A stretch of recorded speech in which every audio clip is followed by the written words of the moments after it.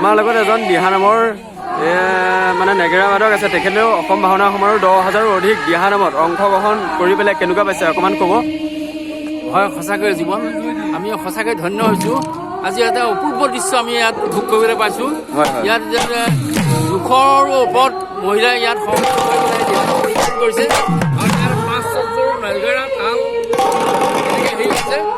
ইয়াত ওপৰত টিকা পতা ৰ'দ, এই ৰ'দকো আহোঁ সকলোৱে মানে উৎসাহ হৈ দিহা নামত একেবাৰে মজবুত হৈ দিহা নামত। ধন্যবাদ ধন্যবাদ। আয়তীসকলে চাওক ইমান ৰ'দতো দিহা নাম গাই আছে তেখেতলোকে।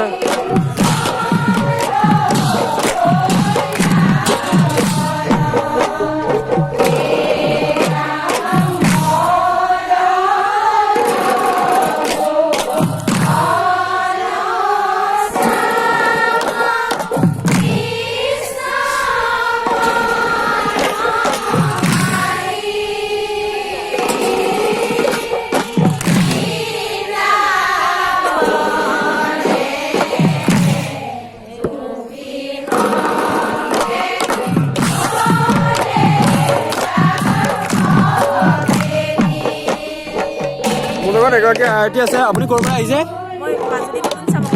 এনে কেনেকুৱা লাগিছে আপোনাৰ ইয়াত অংশগ্ৰহণ কৰি পেলাই? আজি ইমান ওপৰ ৰ'দ, যিহেতু দিহা নামৰ ইয়াত ধনী হৈ আছে অসম ভাওনা সমাৰোহ 2024 চনৰ মণিকাঞ্চন ৰংগক্ষেত্ৰ আউনীআটী সত্ৰ।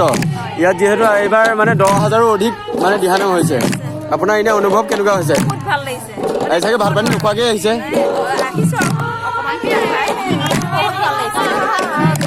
এইফালেও কৈছে এইফালে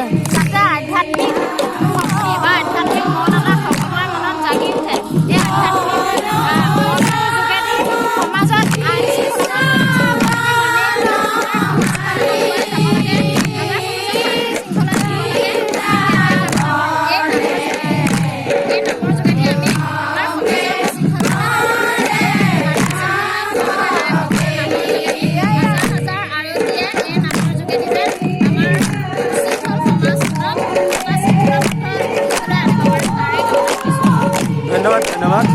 আৰু আছে আমাৰ দিহা নামৰ আয়তী, মই বাৰ্তা ল'বলৈ চাম।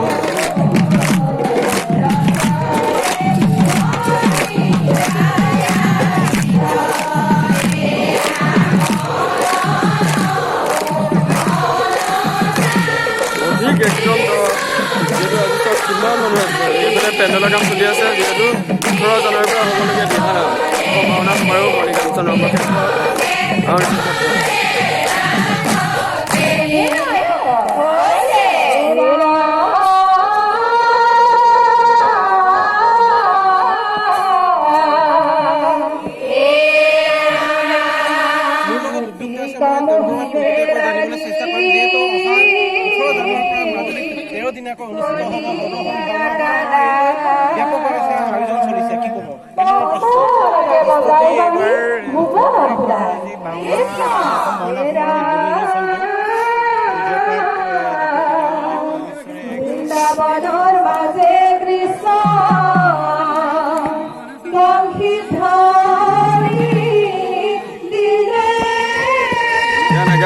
লিখিছে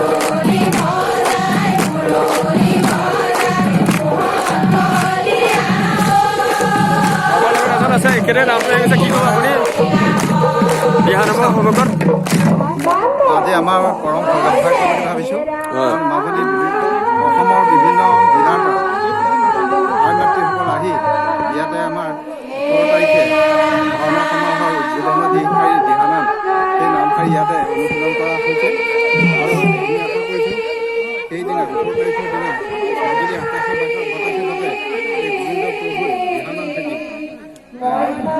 মুখৰিত হয় সকলোৰে যাতে মাজুলীৰ পৰা অসমৰ পৰা অসূয়া অপ্ৰীতি সমস্ত দূৰ হৈ যায়